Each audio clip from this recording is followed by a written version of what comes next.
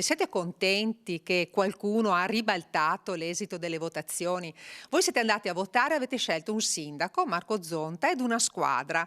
E il sindaco Marco Zonta e la squadra hanno vinto le elezioni. Adesso, senza nessun motivo, senza nulla, non c'è un documento, non c'è niente che attesti che i suoi consiglieri di maggioranza lo vogliono sfiduciare, non l'hanno mai fatto, improvvisamente nel giro di una notte, come dice lui, si mette d'accordo con le opposizioni.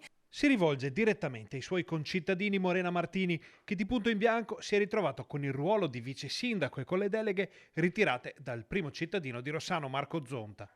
Ma lei non ci sta e dopo la notizia del ribaltone in consiglio comunale, con la maggioranza e l'opposizione che marciano unite, parla chiaramente di inciucio di palazzo e si chiede se ci siano motivazioni diverse da quelle politiche. Quali sono gli interessi personali? Quali sono? Che cosa si nasconde dietro a questo cambio totale di rotta che tradisce ognuno di voi?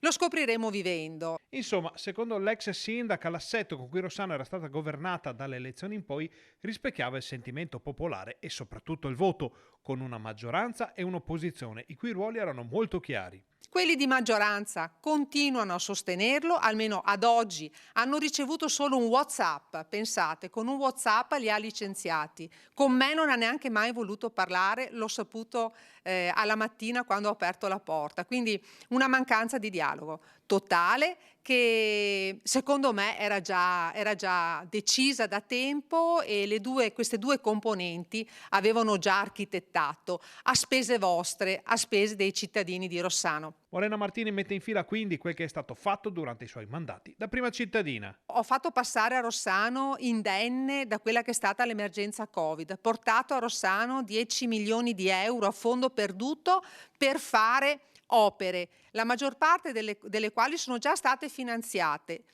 Stiamo ultimando gli ultimi, i lavori, che se ne dica, non si sono mai fermati. E alla fine c'è spazio anche per una frecciata al sindaco. Prima di dare retta a chi è capace di raccontare bugie, vi chiedo veramente una riflessione di pensare a tutto il periodo di pace e di serenità che abbiamo vissuto nei 10 anni del mio governo, dove vi ho sempre informato costantemente di quello che facevo, cosa che continuerò a fare, a differenza del sindaco che in un anno e mezzo non ha mai fatto nessuna riunione per informarvi di quello che succedeva in comune.